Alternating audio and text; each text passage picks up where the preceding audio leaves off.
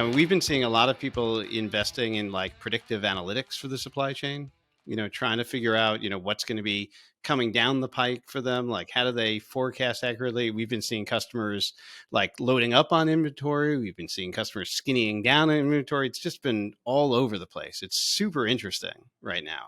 It really is interesting, and that's one of the things we've enjoyed. Again, it is about technology, but it's not. It's about outcomes ultimately, right? And Yeah. so that's one of the things we see. A lot of data is coming through our system, and we can present that in a way that brings insights to the customer in terms of decisions, true business decisions they can make off that data.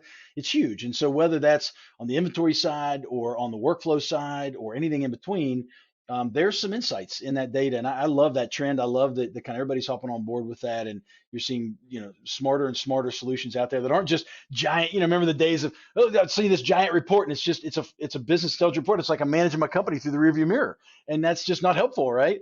And so stuff that's going on now and things that we've been doing with our customers are just it's neat to see that we can get that done and help them make good decisions going forward. Yeah, I want to talk about outcomes for a minute because I'm hearing a trend from you of a lot of focus on that.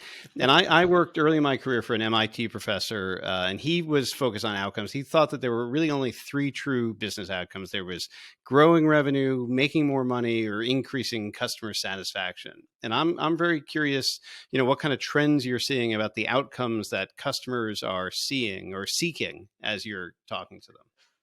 Yeah, so that's interesting. We are right. I mean, it's always ever evolving. We're right in this mishmash of the pandemic, the supply chain piece, now the economy cooling off, purposefully so with the Fed and different things.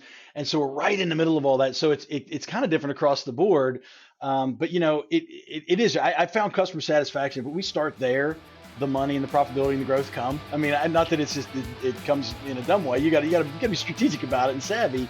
But if you aren't truly getting customer satisfaction, I'm not in. I don't think that's the way to grow a business.